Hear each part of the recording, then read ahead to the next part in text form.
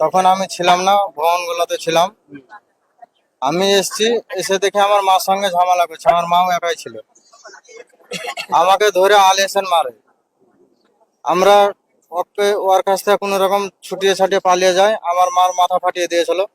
আমরা ছাদে উঠে গেছিলাম, ওরা 8-10 জন মিলে আইসে আবার আমাদের ছাদে উঠে পড়ে। ওখান থেকে তাড়ে এসে ছাদে উঠে পড়ে, হাতে অস্ত্র ছিল।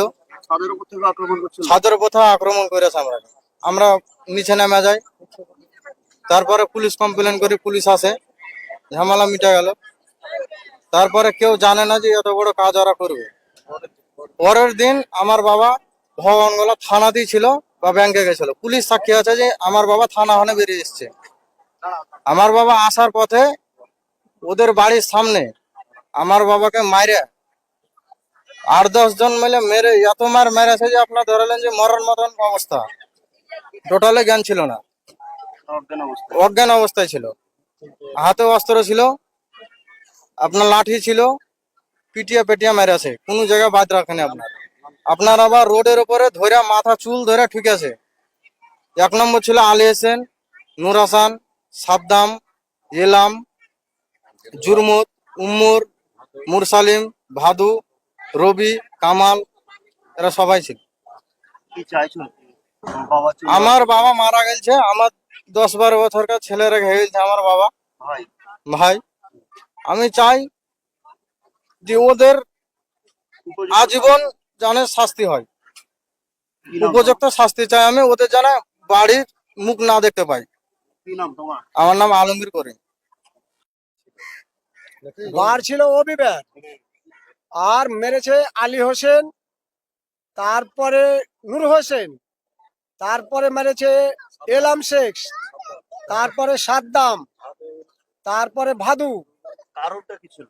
কারণটা ছিল ওই তো আস্তে দিয়ে আসছিল, ওকে এমনি ধরে আর প্লেন মাফিকে মেরেছে। এমনি কোনো ঘটনা ঘটেনি? এমনি না, সেদিন কোনো ঘটনা ছিল না। আগে কিছু ঘটেছিল? তার আগে ঘটনা ওই তো জল গড়া নিয়ে এমনি ঠুক মুখ হয়েছিল, মুখ নিয়ে মুখামুখি। কি হয়েছিল সেদিন জল গড়াতে? এবার আমরা বলতে যাওয়ার পরে এই চুপ তো, জল গড়া ওখান থেকে যে পেচ্ছাপ নামে, আমার ওখানে একটা আমের চারা গাছ আছে। আমি বললাম যে তোমরা এখান থেকে পেচ্ছাপ গড়ায় না, আমার গাছটা মারা যাবে। তারপরে যা হোক আমরা এসব বলে থেকে গেলাম।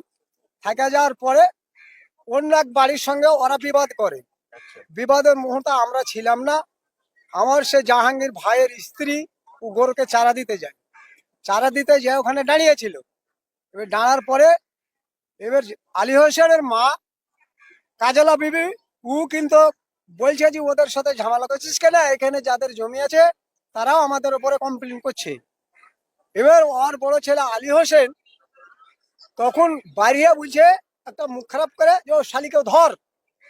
সেই মুহূর্তে এবার আমার ওই ভাই বউ দাঁড়িয়েছিল, ওকে এসে ধরে নিয়েছে।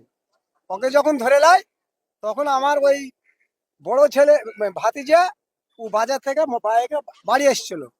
আসার পর ওর মাকে যখন ধরে নিয়েছে তখন ও বাড়িতে বাইকটা বাইরে রেখে ওইখানকার যেমন এসেছে ওকে জোর জবরদস্তি ধরে নিয়েছে। নেওয়ার পরে ওই অবস্থাতেই ওকে একটা ঘুষি মেরেছে চোখের উপর, ওরা মেলাইছে।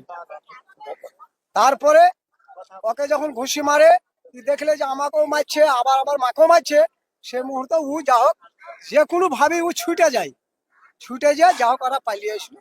তারপরে একটা ওরা বড় তাদের লোকজন গুছিয়ে ঢ্যালিট শুরু করে। ঢ্যালিট শুরু করার পরে এবার ওরা দেখলে যে এদেরকে কি করে বাড়ি থেকে বাহির করি, তখন ওরা এখান দিয়ে উঠে ছাদে উঠে গেল। ছাদে উঠে গেল 8 জন। 8 জন উঠা যাওয়ার পরে তারা বাড়ির ওপর খুব হামলা করে। হামলা টামলা করার পরে গেট বেটকে পাড়াইছে, ব্যবসা টুসিও হয়েছে। তারপরে ওরা এখান থেকে নামিয়ে পালিয়ে গেল। যাওয়ার পরে থানায় আমরা কমপ্লেন দিলাম, পুলিশ এলো, পুলিশ এসে ঝামেলাটাকে বলে যে আপনারা আর বাড়াবাড়ি করবেন না। তারপর ঠিক আছে আমরা করবো না বলে আমরা থেকে গেলাম। তারপরের দিন জাহাঙ্গীর শেখ ওখান থেকে চলে এসছে, ব্যাংক থেকে ঢুকে থানা থেকে ঘুরে ও বাড়ি এসছে। তখন বেলা 11:30। 11:30টার সময় যখন ও আসছে তখন ওরা যেমন রাস্তা অবরোধ করে ওরকম করে ওরা মিটিং করে বসেছিল। আমার ভাই বুঝতে পারেনি জাহাঙ্গীর শেখ ওই অবস্থায় চলে এসেছে। আর ওকে আসা মাত্রই মানে ওকে ঘেরে নিয়েছে।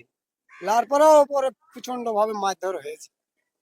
এবার মারধর, এই বিষয়ে কি থানায় অভিযোগ জানিয়েছে যেদিন মারধর করে সেদিনকে? হ্যাঁ সেদিন কমপ্লেন করেছি। থানায় প্রথমে কি করলেন যখন বললে তো মারা গেছে কিংবা অসুস্থ হয়ে পড়ে আছে, হুম, তখন কি হাসপাতাল নিয়ে গেছিলেন? হ্যাঁ হসপিটাল নিয়ে গেছি। হাসপাতালে কি বললো ডাক্তার? হসপিটালে বলে যে আমার এখানে হবে না, ও একটা ইনজেকশন করলো, করার পরে বলেছে গাড়ি আমি পেঠিয়েছি একে Baharampur medical return. Murshidabad medical? হ্যাঁ, তারপরে এবার মেডিকেলে গেল, মেডিকেলে 3 দিন ছিল, 3 দিন থাকার পরে ওদের কোনো পাইলে না, তখন বলে যে আমার দ্বারা এখানে সম্ভব নয়, তখন ওকে কলকাতা এনআরএসে ওকে করে দিল।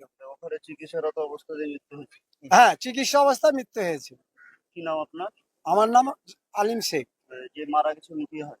উনা আমার দাদা হয়, ছোট ভাই হয়।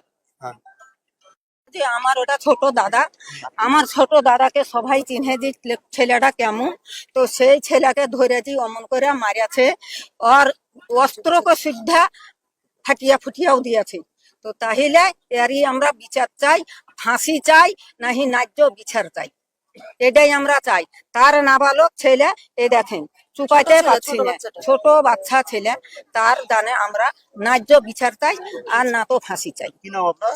আমার নাম বেলুয়া রাবি।